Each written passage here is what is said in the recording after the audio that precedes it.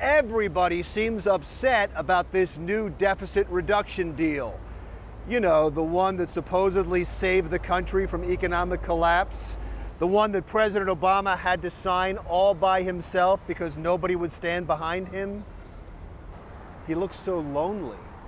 But you see, Democrats to his left are angry with the president because they think he caved to Republicans, but Tea Party Republicans to his right think they didn't get enough.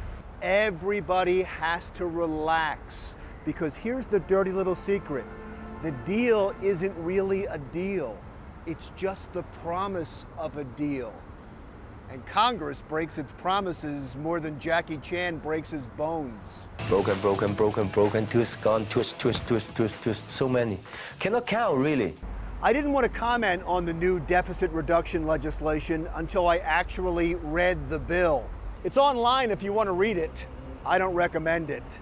It seems purposely complex and convoluted, making that whole idea of White House and congressional transparency a bad joke. And besides, the members of Congress who voted on it didn't read it. Why should you?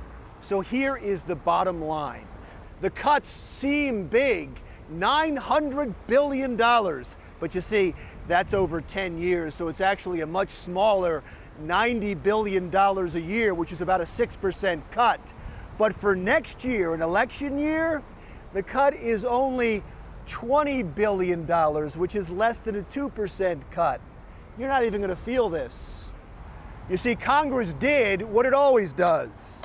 It kicked the can up the road for someone else to deal with.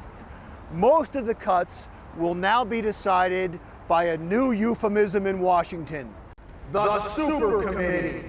The Super Committee will be made up of 12 super members of Congress who have yet to be named, and their job is to come up with another $1.5 trillion in cuts over the next decade.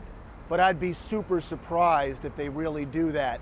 This all sounds like a super excuse to delay the cuts as long as possible. Color me super skeptical. Everyone knows that two things have to happen if we are really serious about deficit reduction. Social Security and Medicare need to be reformed, and the tax code needs to be reformed. But both of those things take political courage, and well, capes don't necessarily give you courage. And you know, there was already a non-super commission that dealt with these problems. Remember a couple of years ago when President Obama put together a bipartisan deficit commission? They came back with a long list of proposals to balance the budget, and every one of them was ignored by the president and Congress.